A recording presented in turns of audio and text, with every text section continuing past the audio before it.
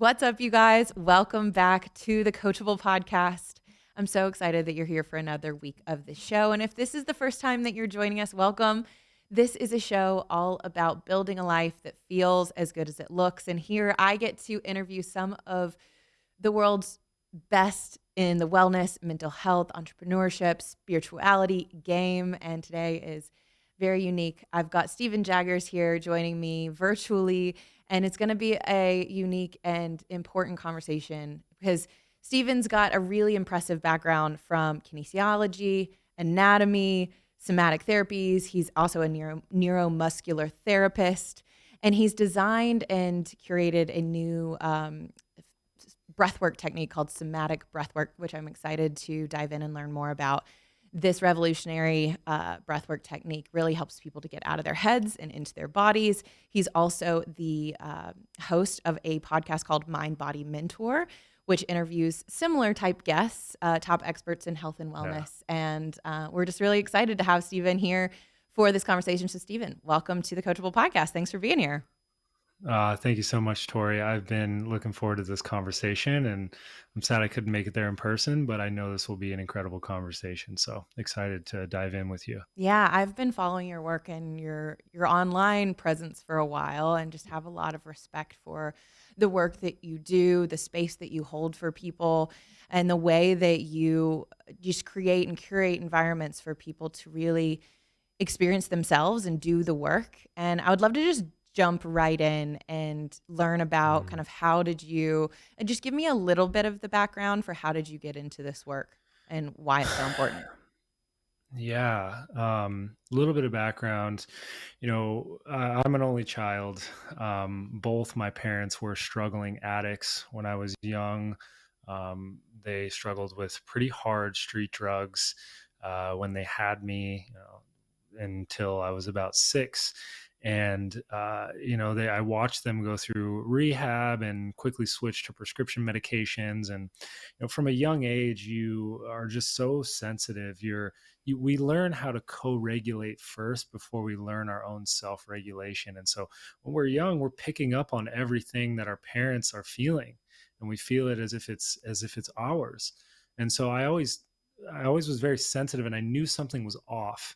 I watched them struggle with anxiety and depression from such a young age. And there was this internal knowing inside of me that this is not how humaning is supposed to be. This is not how life is supposed to be. And so there was an innate drive within inside me to kind of figure out what was going on. And I was always a very active person. I played lots of different sports. I was an amateur skateboarder in competitions. I played basketball in college. I was always very physically active, and I, it took me a while to realize this, but when you are, as a kid or even as an adult, when you are in your body, when you are playing sports, when you're in flow state, you're not thinking about the past, you're not thinking about the future, you're not thinking about what's going on at home. You are in the present moment. And so I was very curious and about that. I originally wanted to study addiction psychology. Mm. I went to school for that. And I also went down a route of physical therapy. I couldn't decide whether I wanted to go down the mind route of things or the body route. And unfortunately, in today's modern schooling, they don't have a route that well, now they do, but when I was going to school, they didn't have a route that showcased how the mind and the body are intrinsically connected. And so I was kind of testing out both sides, and I ended up dropping out completely. I found a school that taught lots of different forms of body work, from energetic body work, such as cranial sacral therapy, somatic release body work, polarity therapy. And also, I was very much into injury rehabilitation, neuromuscular therapy, aligning people's posture. Mm. And just as soon as I got my hands on someone's body, everything that I was studying from books started to just land so much deeper for me. I think a lot of us are experiential learners, a lot of us are kinesthetic learners. And the current modern education system is mostly done off books and lecture. And Mm. and so once I got into it, I started just becoming so fascinated and studied lots of different forms of body work and somatics and mind body modalities that really help people live a higher quality of life. And then later on down the road, I started getting into breath work as well, which we can go down that route if you want to go. Yeah, yeah. No, I so appreciate what you just said about how many of us are like kinesthetic and experiential learners. I am one of those. I was Mhm. actually just having coffee with a friend before we started recording, and I was telling her, I tend to be one of those people that I like to go out. If I learn about something that I'm curious about, I'll go do a little bit of research, I'll go listen to some podcasts on the topic, or I'll go, dive in and read about it, and then I intentionally go out and seek an experience to embed that information in my nervous system, in my body, and embody it and have that experiential knowledge and wisdom. And only then do I tend to actually speak on those topics. Because otherwise Absolutely. it's just something that I can talk about and I understand Hmm. from a mental perspective, and I can theorize about it and I can talk about it, but I haven't experienced it. And it's such a different level of wisdom. I'd like to just start there with you.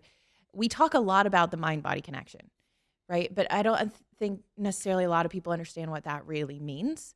Can you just Yeah. kind of lay the groundwork for that? Absolutely. And I think on your topic there about just being able to read from books and spew up kind of the understanding of things.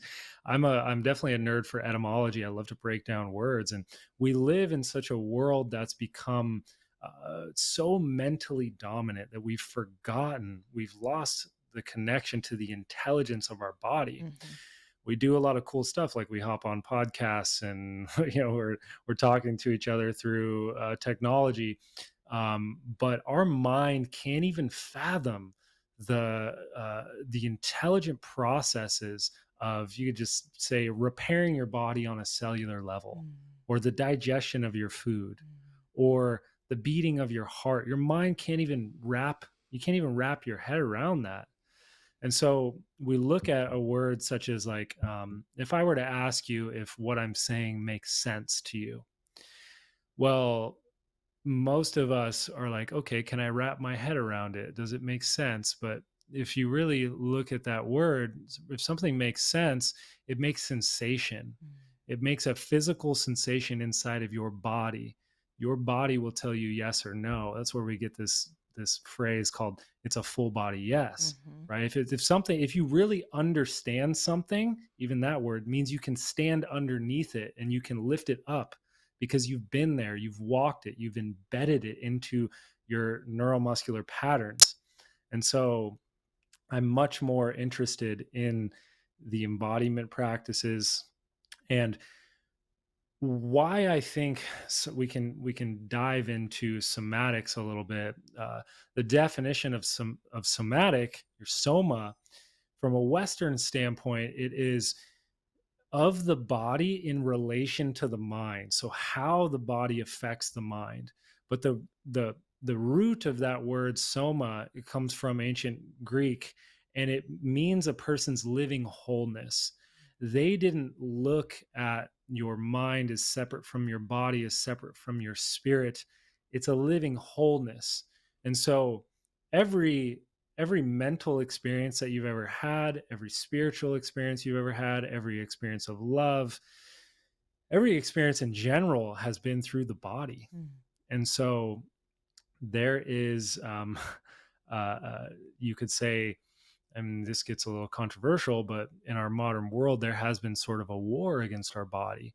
People, all of these marketing ads telling you need to look a certain way, you need to have lip injections and, uh, breast implants, or if you're a guy, you got to have steroids, and all the toxins in our food. There's a war against our body because our body is where we experience everything.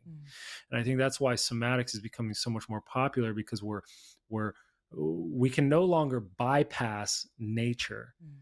We can no longer bypass biology. When we're looking at the earth right now, we're bypassing the earth, a lot of the biological processes of our earth.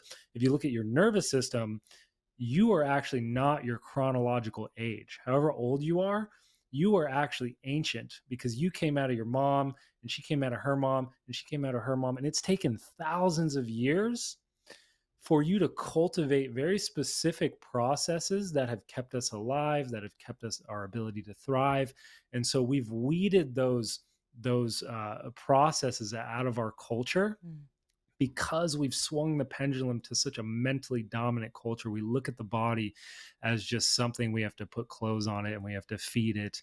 But really, when we look at like symptoms or we look at disease, like all of these things are very intelligent communication systems from our body saying, hey, there's something wrong, there's something out of alignment here. If you even look at anxiety or depression, anxiety is a bubbling up of something that's been pushed down, mm, and it takes more energy to push things down, and it will drain you to continue to push down that anxiety. And that act of having an anxiety attack is something that's coming up and it usually is around some sort of massive life choice, career change, relationship that's not in alignment, job that's not in alignment, I'm living an environment that's not in alignment, that we a lot of the times will suppress and numb. And so my fascination is looking at the intelligence of our bodily systems, because we truly are sitting in thousands of years of the achievements of evolutionary biology. Yeah, you just said something that I really want to dive into a little bit deeper, which is numbness. Because if we're trying Yeah. to access the wisdom and the intelligence and the natural order of things within our bodies, like built-in compass, it knows how to repair itself. It Yeah. knows, like, there's a built-in intelligence that is there.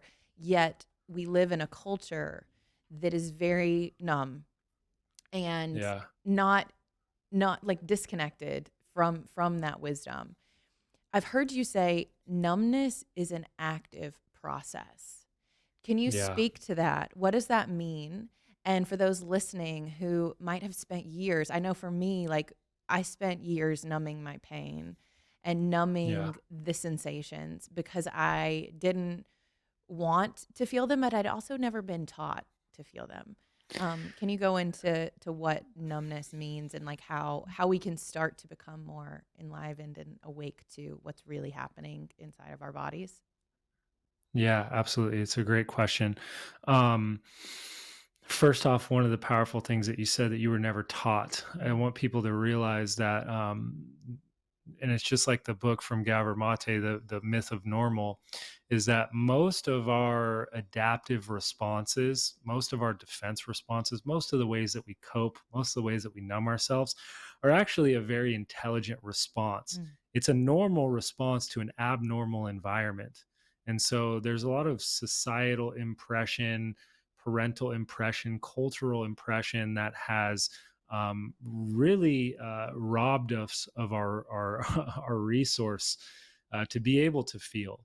mm, And when I say numbness is an active process, it's because when you were born into the world, your somatic sensation, meaning your felt senses, your ability to hear, feel, taste, touch, sense, like nervous system sensation, is your ability to communicate beyond words, your ability to feel when someone is in your bubble. Like when you're around another person, you have an electrical bubble around you. You know, some people in more of the woo woo space would call that like your aura, mm, but it is an electromagnetic bubble. You can feel when someone's standing behind you. mm, You can feel when you're in someone's bubble that that is probably not in alignment with you, or you can feel when you're in someone's bubble and there's a massive attraction, and you're like, whoa! It creates, when those two bubbles collide, it creates chemistry, mhm, which is a glandular secretion, but starts from an electrical standpoint. But numbness is, because your somatic sensation is your default state. We were born into the world to feel, to experience, to have the full range of sensation. As we move through life and we have different woundings and different intelligent defense systems that come up, that are probably the most intelligent thing that we could have done in the moment, well, we learn to suppress different things. We learn to protect ourselves. We learn how to cut ourselves off from feeling, because whatever is happening in the moment is too much for us to handle. And if you want to look at that from a Western standpoint, it is the concept of dissociation. When the short definition of trauma is too much, too fast, too soon, too often. When you're in a situation where it's too much, too fast, too soon, too often, the defense system that happens is a part of you doesn't want you to feel what's going on. So it leaves, it checks out, or it numbs you from feeling that because whatever is happening is too much. And that part of you that leaves or checks out or numbs, it doesn't just come back right away. There's a certain biological process that helps you to reclaim all of the parts of yourself. But that intelligent response helps us in the moment. It's beneficial in the moment, but left over time, it can become an active defense system that's embedded in our nervous system that can start to drain us of our energy. And when I say numbness is an active process, it takes more energy to maintain a state of feeling numb than it does to actually let yourself feel, because feeling and sensing is your natural state. And so if you look at something like, let's just look at like the alcohol epidemic or the opioid epidemic or whatever the drug of choice or thing of choice, it could be sex, whatever it is, whatever the thing of choice to numb you from whatever you're feeling. If I was working a 9 to 5 job that I just hated my life, and it was a call center job, it was a soul sucking job, and my boss was just an asshole, and and I get off work after this 9 to 5 job that I'm working 40 hours a week, I'm probably going to want something to numb me from the pain of my existence. I'm probably going to want something to, like, yeah, numb me from how shitty my life is. But that act of numbing is going to keep me in that situation. And so learning how to feel the actual pain of my existence is probably going to be the catalyst for me to go down a different route that's more in alignment for me. So that act of feeling, although it might be painful, it's an intelligent signal that's saying, hey, this is not in alignment with you. There's some pattern that you're doing, whether it's to your physical body, whether it's to your emotional body, whether it's to your spiritual path, whatever it is not in alignment with you. And it's going to take more energy to push things down. It's going to take more energy from your system to continue to numb yourself than it does to actually let yourself feel it and then make whatever change that you need to make. I'll say one more thing on that. There's a similar concept within body work that called parasitic tension.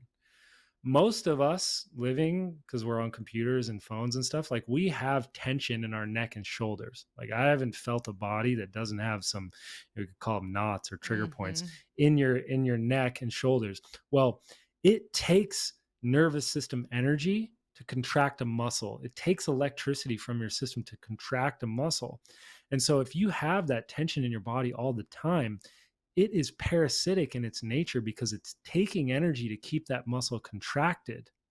And so that energy could be utilized towards other biological functions, such as the digestion of your food, which is a very energy intensive process in your body. The same thing happens on an emotional level. If we continue to push things down, it becomes parasitic in our nature because it's going to drain our energy from being able to utilize that as, how we want to show up in the world, how we want to show up for our family, how we want to show up in our life's mission and our purpose.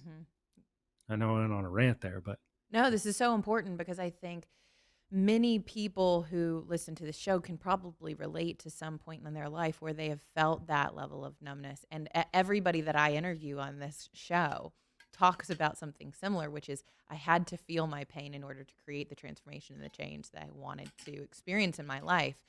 And yet, I think there's this correlation to stress and numbness, like, right? That yeah, we often numb the things that are these stressors, and that's, I've heard you talk about like bad stress and good stress, how stress can cause like disease and dis-ease in the body, but it also can be the thing that like is our path to transformation and growth. So I'd like to talk about that in just a second.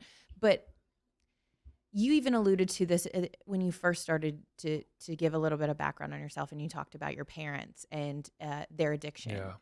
And growing up, that could have been normal to you. Numbness could be normal to people. This is just how I operate. This is just how I live. This is just my life. This is just what it is. I only feel like there's only like I'm just living at this default numbness. There's no high highs, there's no low lows. Maybe I'm just Yeah. kind of just existing, just surviving. And it might be normal.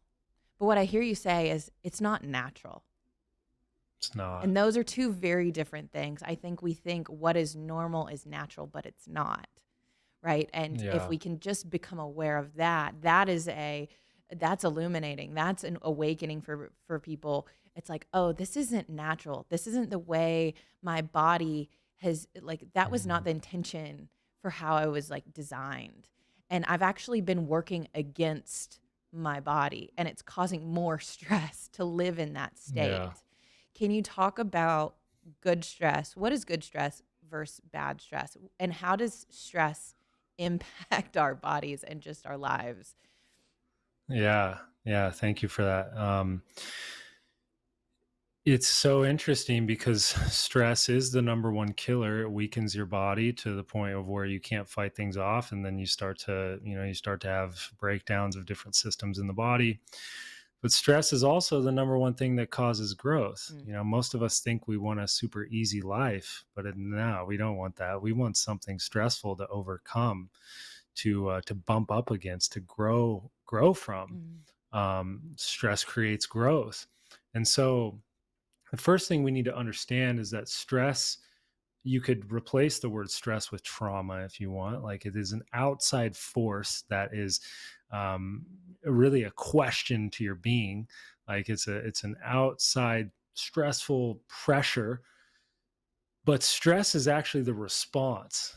It's what's happening. It's not the things that are happening to you, it's what's happening inside of you based on what's happening to you. So it's really a stress response mhm, from inside of you.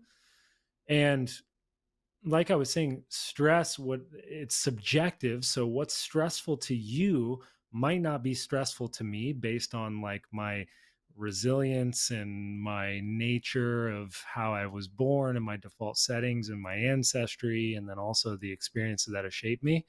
Um, but it's a question to your body. And what happens when we go through something stressful, it's asking us a question, and the question answered is, how do I find a new adaptive pattern to this? mm, How do I overcome this?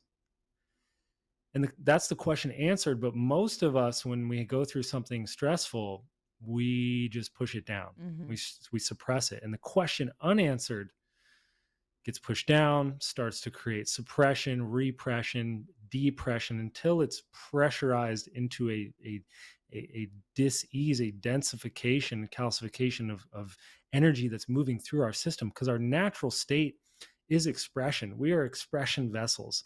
I've worked with some really high performing CEOs, some very stressed out people that have found incredible ways to channel that stress into a form, channel that pressure into different forms of expression. I guarantee if you look at the all the music that you have in your Spotify, the art that you have in your phone, probably the businesses that maybe you've created or other people that have created, it probably came from some stressed out people mm, that needed to figure out how to channel that into a form of expression. All of life, even if you look at nature, everything's expressing outward in its own unique way. mm, And that's what humans are craving. And so, what that would be good stress is finding an adaptive pattern to whatever you're going through. mm, And it could be something that's really intense, it could be something that's not as intense. But bad stress is obviously the stress that we've suppressed, we haven't found a new adaptive pattern, mhm, or the chronic stress over and over and over that we're not designed for, like answering emails 24/7, mm, or having to be on 24/7 communication with people, or even like just recently in history we've been able to see what's going on the other side of the world. Mm. Like we can see tragedies that are happening on the other side of the world because of technology. Well, every cell in your body is a biological entity. It knows that it's intrinsically connected to all living things. It knows that if you dump toxins in a river 100 miles from you, eventually that water is going to make up the water in the body of your children. Mm. And so there's an innate knowing inside of your body that we're intrinsically connected. And so when something, terrible and tragic is happening on the other side of the world and you see it going on, well, your body feels responsible. A lot of us carry the weight of the world in our body, but in our culture, we're trained to dissociate. We're trained to disconnect, just like we're trained to disconnect from our mind to our body. We're trained to disconnect on a global level as well, saying that's happening over there and it's not happening over here. And I don't really know what to do about it right now. So I guess I'm just going to not look at it. Mm. Mhm. And so there's this macro to micro, and I know I'm kind of going off on a tangent here, but I do truly believe that we are going through a collective stressor. We've had multiple manifestations of that. You could look at the current, um, pandemic, if you will, where it's like this collective stressor that's happening, and it's asking a question to humanity. It's like, what is the new adaptive pattern? Mhm. How do we overcome this? How do we find new ways of being? Mm. And until humanity answers that question, we're going to continue to hear symptoms. And those symptoms are the cries out of different populations of different people around the world. Yeah. And so it's happening on a micro level inside your body, and it's happening on a macro level in the world as well. Yeah, it definitely is. And I've heard you talk about one answer to that question, which is how do we create new adaptive strategies that work, that help us connect back to our Yeah. natural state? And you talk about something, I think it's called like s- subtraction by addition. Yeah. Can you talk about what that means? Because I think we're all looking for new ways of doing things. The thing about being coachable, the coachable podcast is about learning how to do things better, right? We have to be Yeah. teachable, we have to be coachable, we have to be willing to do things differently, right? And a lot of us, even if we are operating in addictive patterns, even if our nervous Yeah. system is addicted to numbing itself as a form of survival, there is a cry within each of us that's longing to come home, that's longing to reawaken to our expressive selves, to express what's really going on, and we don't know how to do that, and we're like, how do I get rid of these addictions? How do I stop doing the things I've always done? And I've heard you talk about this. We get rid of it by adding things. Can you talk about what that is? Yeah. First, I'll go and do addition by or subtraction by addition. But first off, if addiction like is a it's a human is a human thing. We're all addicts. Like we're all addicted to something, and Hmm. it's not going to go away. But it's not about getting rid of the addiction, because a lot of the times the addiction is an intelligent thing. It's giving you something. And so if you can figure out what it's giving you, like you don't take the drug away from somebody. What is it giving you? The opposite of addiction is connection. It's connecting you to something.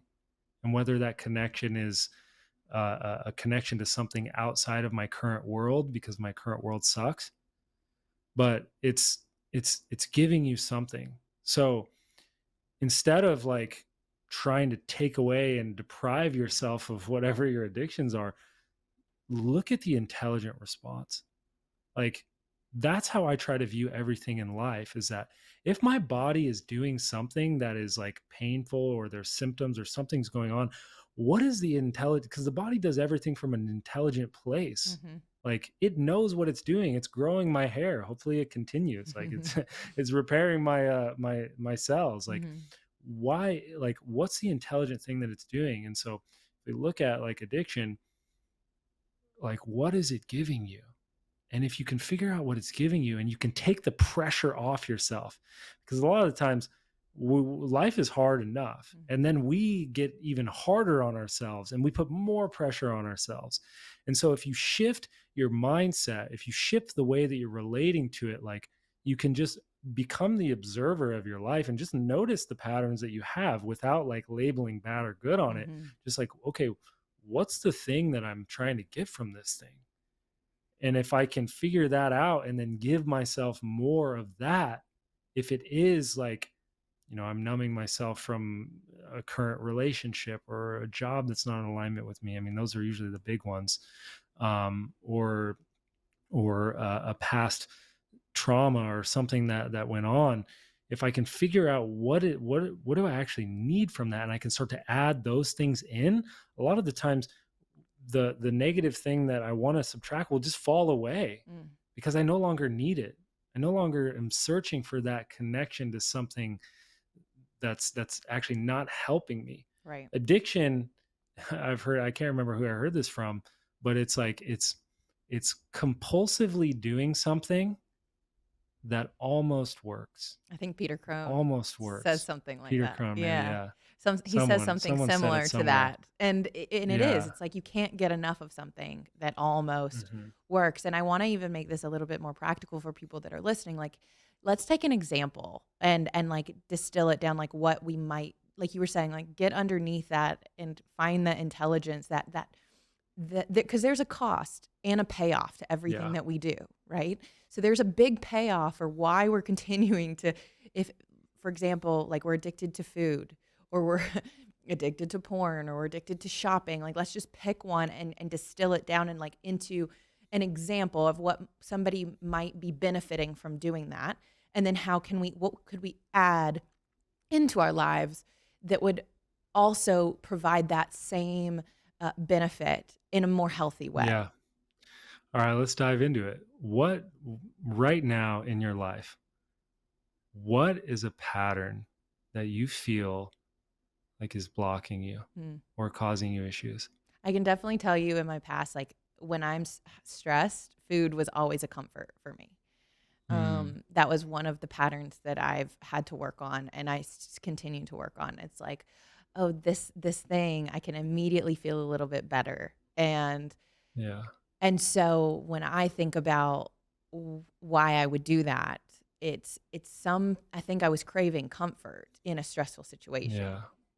If Yeah. look at the intelligence. If if you're to just like maybe close your eyes if that feels good for you, if you can Mm. go back to maybe a time when that pattern was really prevalent for you, and can you tap into the intelligence of that pattern? Like how much it helped you in the moment cope. Maybe it gave you some sort of control when the external world was chaos. You felt like you could control what you put in your body. Or maybe it gave you, this feeling of comfort. Or maybe it satisfied a feeling of emptiness. Like if you can just tune into what was the intelligent what was the intelligence of that pattern? Is anything coming up for you there? Mm. Yeah, I think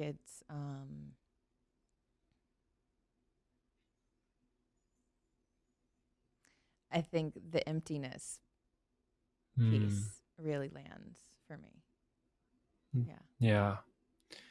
It's hard for a lot of us to feel empty, Mhm. to have we live in a world where we're always trying to fill the space. Mhm. We feel like anytime I have some sort of space in my life, like I'm scrolling my phone, like even in the Exactly. bathroom or whatever it is, Mhm. even in conversation, when I'm in a conversation with another person, like a lot of us feel very uncomfortable if there's a Mhm. moment of silence. Mhm. We constantly want to talk over each other's sentences, and that's a big one for people. But if you can tune into that and know that that was the most intelligent thing that your little girl knew how to do in the moment. Mhm. It wasn't you weren't given the resources on how to deal with emptiness. Mhm.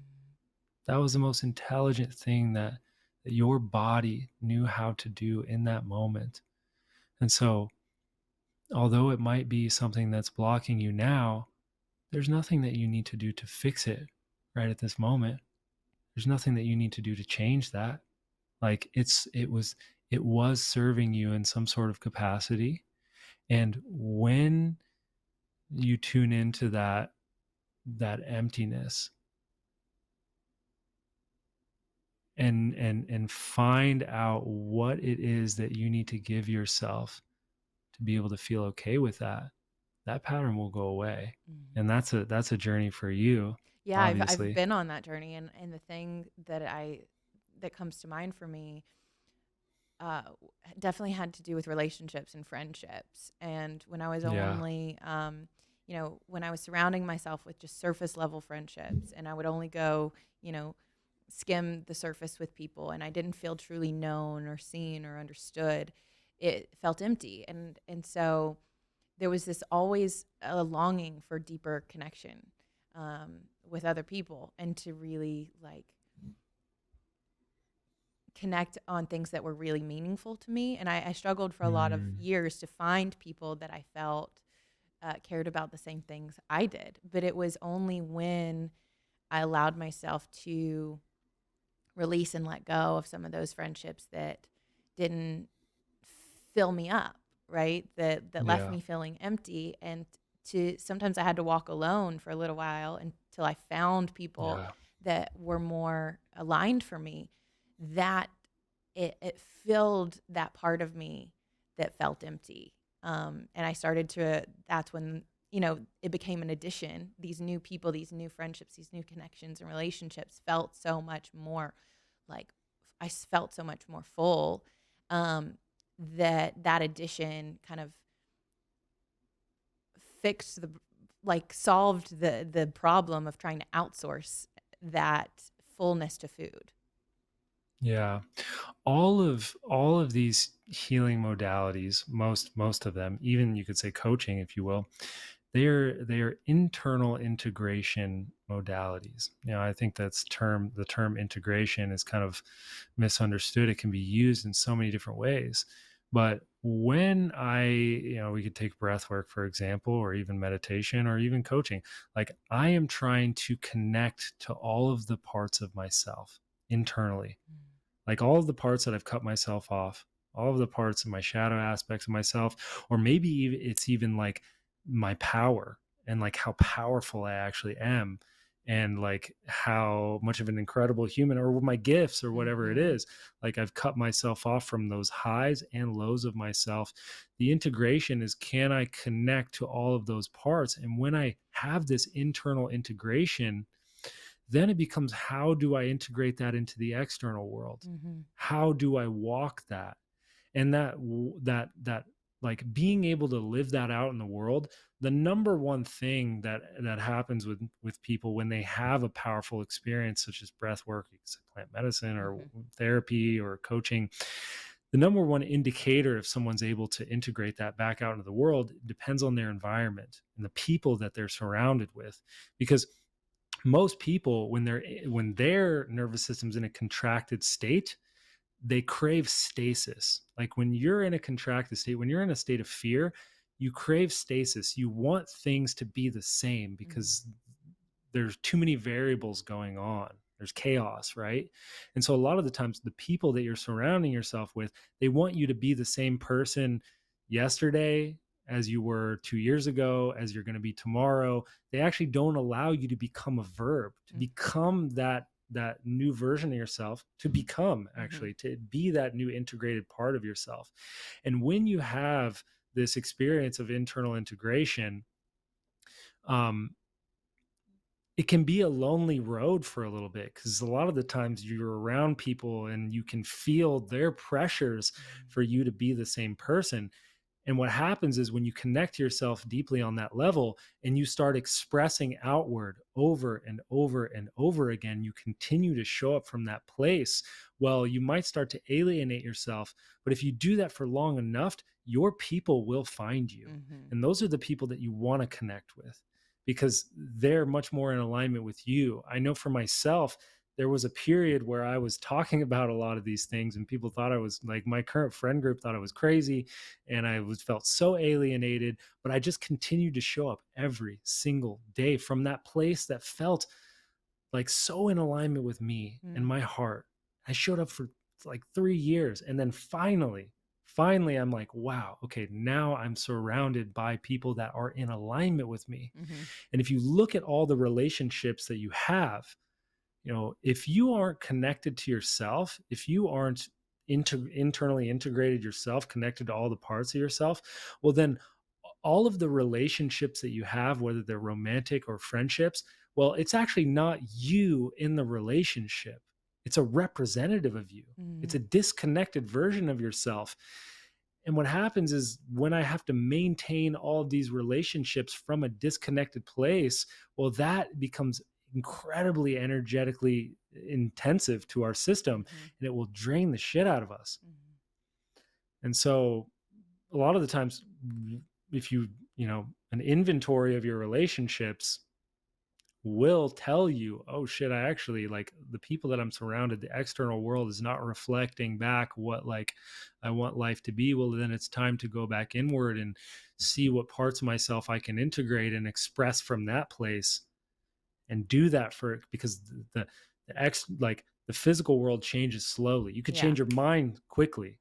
You Mm-hmm. change your mind at the drop of a pin, but it takes a little while for the world to catch up. Yeah, it really does. And again, like we can talk about these things, but I like to give people practical examples of what this looked like. I know for me, like I lived what you did, which is like living Mhm. from and talking from and trying to express from this is who I am up here, and then it not Yeah. and continuing to feel out of alignment. And for me, empty. That was like the feeling internally of this emptiness. And it didn't just show up in my friend group or my relationship, but also like in my career. My career felt empty.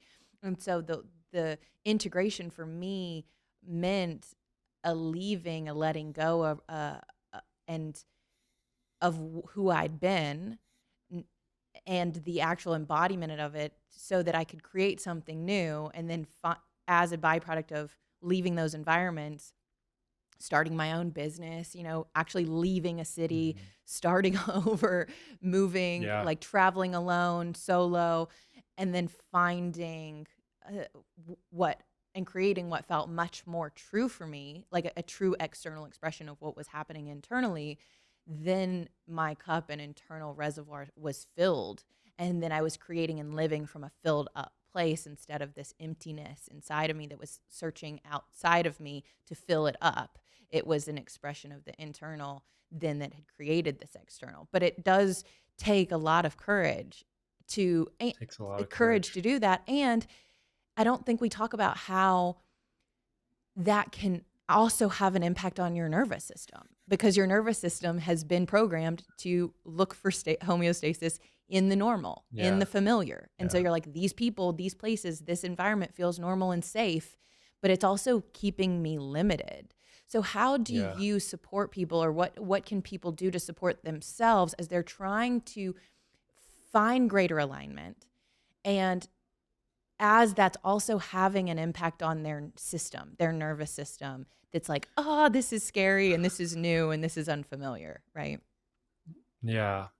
Yeah, it's a great question, and there's so many different. Well, there truly is no one size fits all for everyone. There are a lot of powerful ways to. I mean, travel is one of my favorites because it gets you out of your normal everyday comfort zone. I mean, that's the biggest thing, is getting out of your normal day to day routines. You could look at something like breath work. It's getting you out of your normal waking consciousness. It's taking you into an altered state of consciousness. It's giving you a new perspective Mm-hmm. on your current operating systems. And so, like, one thing is that, like, and this is one of my favorite quotes, is nature rewards courage. Mm. Nature rewards courage is by Terrence McKenna. And I look at that like nature being your body. Your body rewards courage, because when you take a leap, whatever that, like that internal voice that's telling you, like, I need to make a change, I need to like shift my career, I need to end this relationship, or I need to move to a new place, or what, or I need to go travel, whatever it is. When when you make that leap, nature rewards courage, your body rewards courage, because when you start to listen to that internal voice, it will start to become so much more clear. When you take the leap, you find out that like the world is not going to grind you under, it's going to lift you up when you take leaps that are in alignment with you. Mm. Every time I've taken a leap, it has, I mean, I there was a moment in time where there was 6 months where I was like living out of my car and just homeless. And like I was working with different people and I was driving around, and I knew that, and there was a moment in time where I was like, I might just take this corporate job because I need money. Mm. But I continued to like work with people and hone my skills. And I knew inside what I had was of value.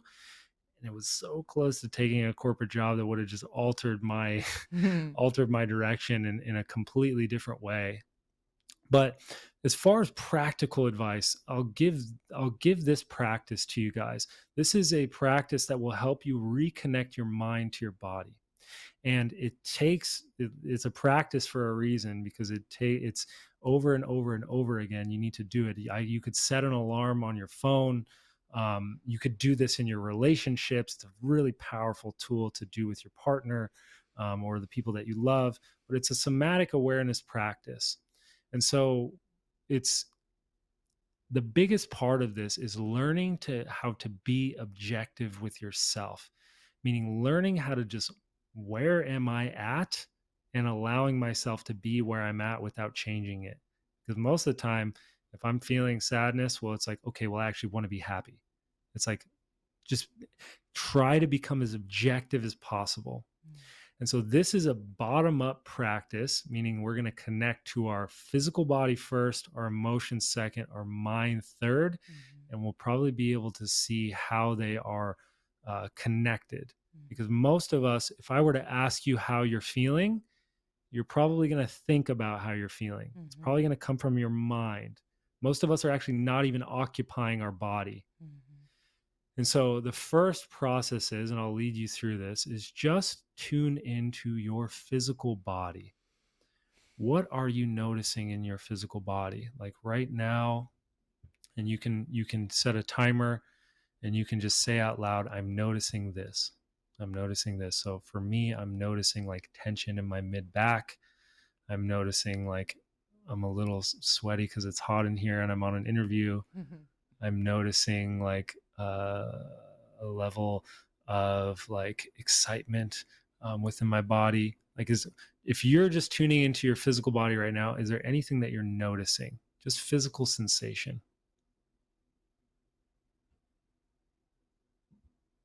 Yeah, for me, it would just be similar. Like I feel a tightness in a little bit like in my shoulders, and lower back. I also feel very grounded. I feel very in my body, um, and very Any present. other just like sensations? Um, It's actually not easy. mhm. I feel like a pressure in my lower abdomen because I'm on my Okay. cycle right now. So that's very Okay. alive and active for me. Yeah. Hmm. Yeah.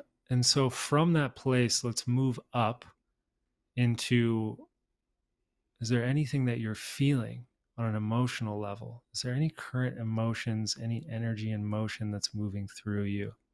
Like I know you said you felt Yeah, grounded. I do feel Could really be a little grounded. bit. Yeah, I feel present. I You feel, feel present. yeah, I feel present, which is See if you is can. nice to feel because sometimes in these environments I get a little excited and anxious and Yeah. but yeah, I'm just noticing a calmness, um, and um, Yeah. I feel like a softness from hmm you right now, like more of, um, like almost wanting to be like nurtured a little bit. hmm yeah, all of that's very Yeah. active and alive. And so from that place, so you're noticing whatever the things that you notice in your body, and then you move up, and we're compartmentalizing these for a reason. Because a lot of the times when you ask someone how they're feeling, they could resource this answer from any of these different places. It Right. could be just physical body sensation, it could be emotion, it could be the mental story. So let's move up into the mind.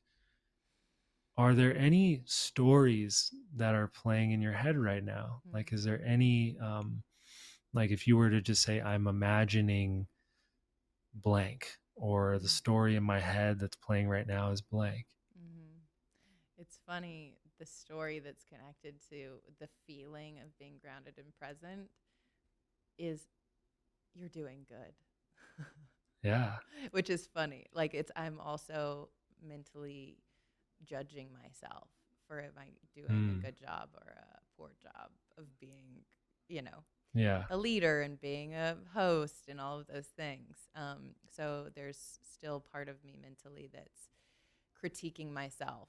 Um, Uh, mhm, okay. That's good. That's good. Just objective awareness, mhm, right?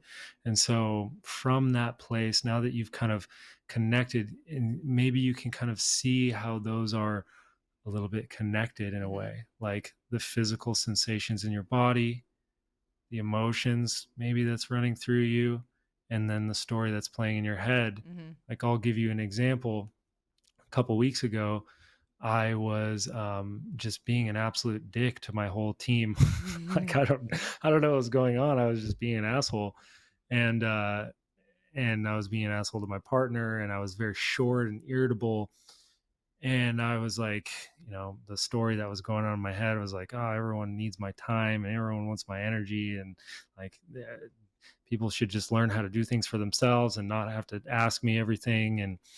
And then I was like, oh, wow, okay, this is like, I need to just do a somatic check in. And when I checked in, it was like, I was actually feeling a ton of tension in my lower back. mhm, Like, my sacrum was super tense. I felt like in my body like an old man, like a grumpy mhm. old man.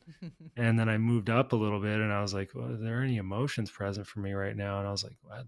Like, and the emotion one can be probably the hardest because it's probably the one that we're most disconnected to. Mhm. Like, if you have to go a little bit of a layer deeper.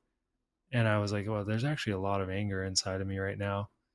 And then I was like, well, no wonder this is affecting like how I'm treating everybody around me. And once I had that awareness, it's like, oh, I saw how they were all connected. I started working on my physical body. I started giving myself the necessary things to loosen up my back. I got body work, and I saw a chiropractor.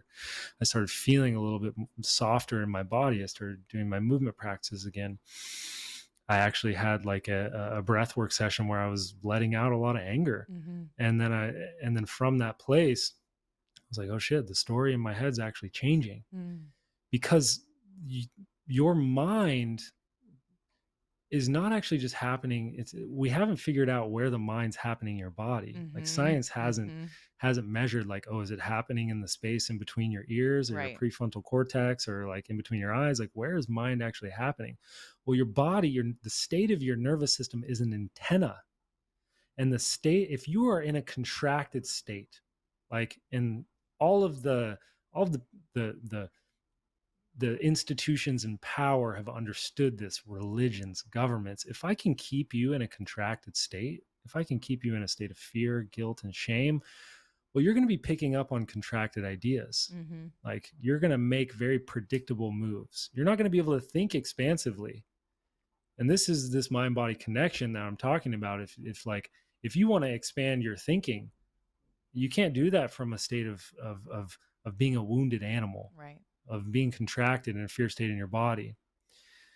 And so, okay, let's just go back to this practice. One last thing here. Mhm. So now that you've kind of just taken inventory, Mhm. maybe tuning back into that, based on your sensations, your emotions that are present, maybe the story that's going on in your head is that you're doing a good job. What is it that you're wanting? Mm. Like, that's the last step. Based on what, like, the physical sensations, you're feeling some tightness in your back. Maybe that's changed a little bit. You're feeling actually pretty calm. Mm-hmm. You know, you're feeling, obviously you're on your cycle right now. Um, you're feeling grounded, present, a little soft. Mm-hmm. The story is that you're doing a good job. So from this like internal checked in place, what is it that you're wanting? It doesn't have to be a big thing. Mm-hmm. Yeah, what comes to mind is rest. Rest. Mm-hmm. Yeah. Well, beautiful. Yeah. Yeah, rest And so from this is also from the critiquing of like, is this good or is this mm, bad? the mental rest. Mm-hmm. That's a big one. Yeah. We put so much pressure on ourselves. Mm-hmm. Like, I'm doing bad. I'm doing good. Oh, Right. if I do this, I'm doing better, Right. Yeah. and Exactly. that tires us out. Mm-hmm. This can be a very, very powerful practice, not just for yourself. If you do this in the morning, you do this in the evening, Yeah. but if you sit down with your loved ones and you have them check in, because Mm-hmm. a lot of the times we don't even know what we want. We don't even know how we're feeling. Imagine if like you could sit down with somebody and they could actually tell you how they are feeling. And this starts as somatic awareness, and then it moves into somatic literacy. Mm. Like, can I put words to what I'm actually feeling? Can I be literate in actually the processes that are going on inside of me, and can I express what I'm wanting? And then from that place, then we can develop like somatic relating, Mm-hmm. which is like I can actually be in a true relationship with another person because I'm checked in myself. I haven't lost myself, and then I can actually put into words how I'm feeling. And now I can actually, that's the precursor to being able to actually connect with another person. Yeah. I mean, I feel so connected to you just from doing that exercise. And I can imagine this is so nourishing and beneficial for couples or just like anybody that you're in close Yeah. relationship with to deepen that connection. And I know one of the things that you talk about and I also talk about in the work that we do is co-regulation, and Yeah. how that can be really supportive for your nervous system as you're going through transformation, as you're going through change or just chaotic times or stressful times. Like, can you define Yeah. co-regulation for people? And obviously, this is one practice that we can use for that. But what is co-regulation, and why is it really important, especially in our relationships and in our healing? Absolutely. Yeah. Anytime we're spending our time around another person, we're co regulating with them. It's the way in which my autonomic nervous system or automatic nervous system, like my automatic functions in my body, like my stress responses, my relaxation responses, my digest, like if I'm in a parasympathetic healing state or if I'm in a like an active stress state. Mm-hmm. It's the way in which my state interacts with your state and how we attune to each other. Mm-hmm. And so every time you're around another person, you guys are usually co-regulating, and you can feel when you are like, you can always feel when you're co-regulating with someone that's like, oh, this feels really good, Mm-hmm. or it's like, oh, this does not feel so good, I don't really want to co-regulate with this person right now. Mm-hmm. What would be some of um the signs of a dysregulated system, that somebody might be able to identify within themselves if they're co-regulating with somebody and it doesn't feel good? yeah, well, the precursor to that is Mm-hmm. knowing self and other, because most of the times we lose ourself in the other. Mm. Like, we have to have this practice of knowing a deep sense of self. I can't even really uh, put I can't even put words to that if I don't know what is mine and what is theirs. Yeah. Yeah. True. And so if I'm not tapped into myself, then usually if I'm co-regulating with somebody, then I'll actually take on their stuff and I'll think it's mine. Mm. Mm-hmm.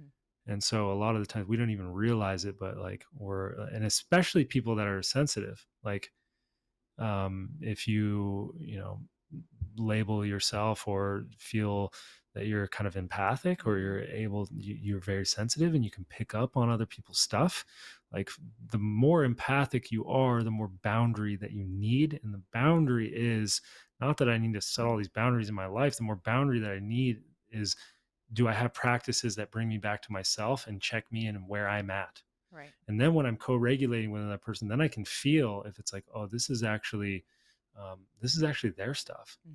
And from that place, then I can actually become like a space holder in a way, where it's Mhm. like I can be this person's mountain. Like they're in a dysregulated state. Well, it's not going to, I'm not going to co regulate to that and get dysregulated with them. I can actually be the anchor for them, and, and basically be the reminder for them that it's like, hey, it's okay to come back to the state. It's Mhm. okay to come back to a place of alignment. And that's the precursor for like, I mean, whatever sort of practitioner you are, if you are working with another person in any sort of capacity, you are co-regulating with them. A lot of the times as a practitioner, we are that mountain. We have to kind of match people where they are a little bit. We kind of have to meet them where they're at. And once we kind of gain that rapport there, then we can start to bring them kind of where we want, like where we want them to be. Mhm. And especially in my work, like I teach co-regulation as a practitioner, is the art of holding space is that I am moving away from the fix it mentality into the honoring the innate intelligence of someone's body Mhm. or their being. However they are right now, is they're probably being that for a reason. Mhm. And the quickest kind of example of that I can give, like if someone's in a fix it mentality, like say you're crying right now, Mhm. and I want to go and I'm going to go over to you, I'm going to be like, it's okay, it's okay, it's okay. Well, really what I'm saying is, no, no, no, no, stop. Right. No, no, no, I don't want you to feel that. Mhm. And it might be coming from a well-intentioned place, like I don't want you to feel pain, but it's probably because I am not okay with it in myself. Mhm.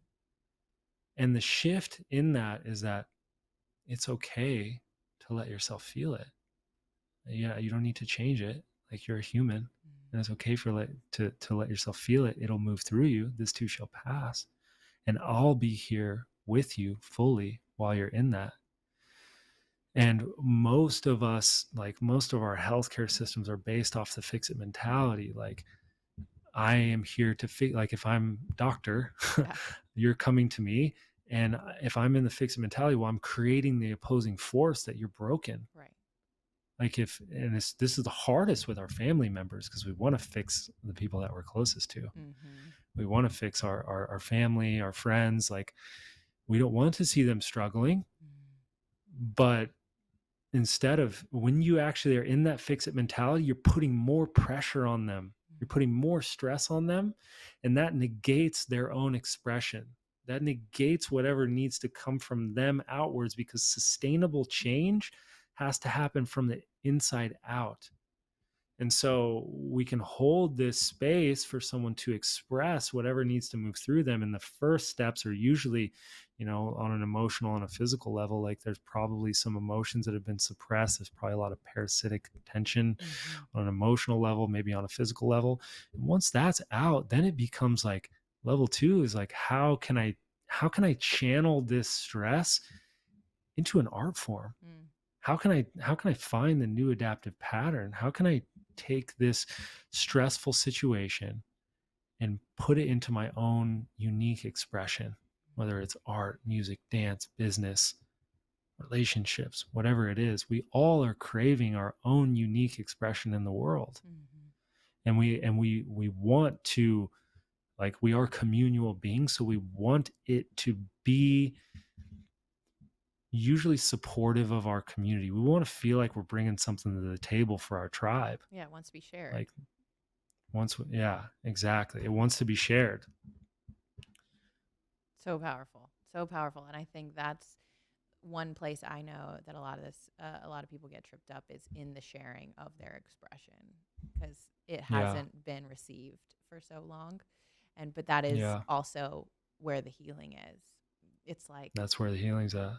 in my expression and in my trust and my ability to lean in and share this part of me, what feels most real Yeah, and alive in me.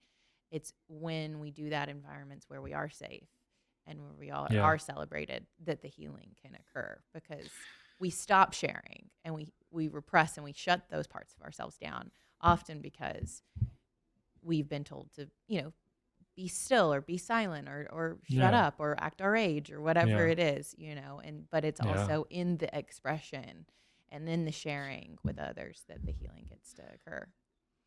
And it's also, and maybe we don't have a safe space.